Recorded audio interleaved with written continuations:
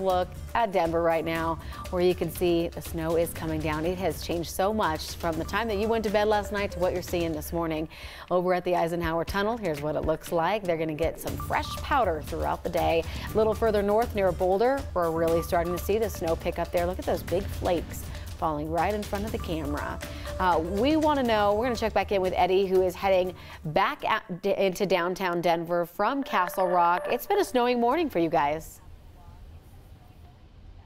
Yeah, good morning, Corey. It has been quite a snowy morning, and traffic is starting to pick up. We are heading north on I-25, not far from 225. I can show you right now more cars on I-25 this morning, but if you look at the front of us, look at that ground. Like, the snow is still falling, but we're not seeing it stick much, probably because it's been so warm lately. So, you know, cars are still moving at a pretty nice speed, but we've been taking it slow this morning. Nico Goda behind the wheel was saying earlier that the visibility far ahead was a little bit hard to see, but as you can see, like right in front of us, we are able to see our lines now, which we weren't able to see about 5:30 and 6 this morning when we were first driving, when that snow first started to fall, as we made our way through DTC to Castle Pines and Castle Rock, now heading back towards downtown Denver. This is what we're seeing. So of course, we've been talking to Marty all morning, and we know that this snow is expected to fall throughout the day, so you're going to want to make sure that you're taking it easy on the roads. I just tweeted some pictures out. I saw some CDOT snow plows that are clearing those roads. They're still out this morning, but of course, just be mindful of the slick spots that are still going to be out there. Marty, this is going to fall throughout the day.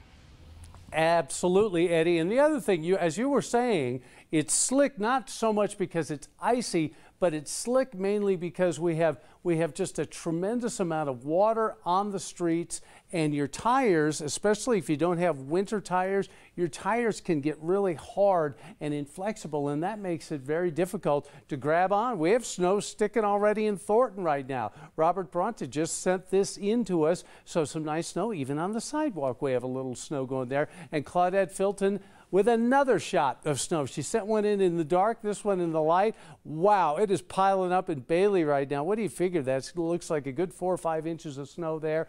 We have them figured for at least 8 inches of snow. Now, something interesting here on the radar indicating rain starting to disappear and changing over more towards snow here locally. We still have some rain and thunderstorms in southeastern Colorado. Total snow from a 1 to 3 inch snow, mainly on the grass in northern Colorado, 2 to 5 inches for most of metro Denver. However, south of County Line Road, you're going to do a little bit higher than that, and then south and west of Castle Rock, you'll do even heavier amounts all the way down toward the Palmer Divide, with 8 to 14 inches of new snow through tomorrow morning.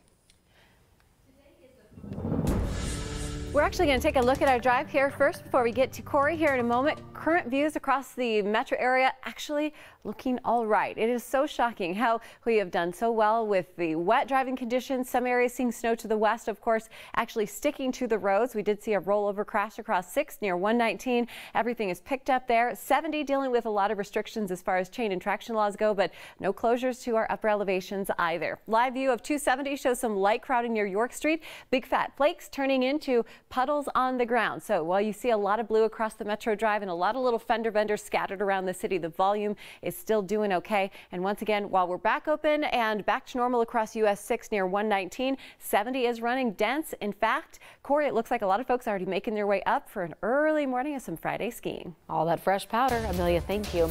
Today is the first day without pay for federal workers caught up in the government shutdown. We're seeing protests across the country as the fight over the border wall has a very real effect on families. This lockout has to end, and it has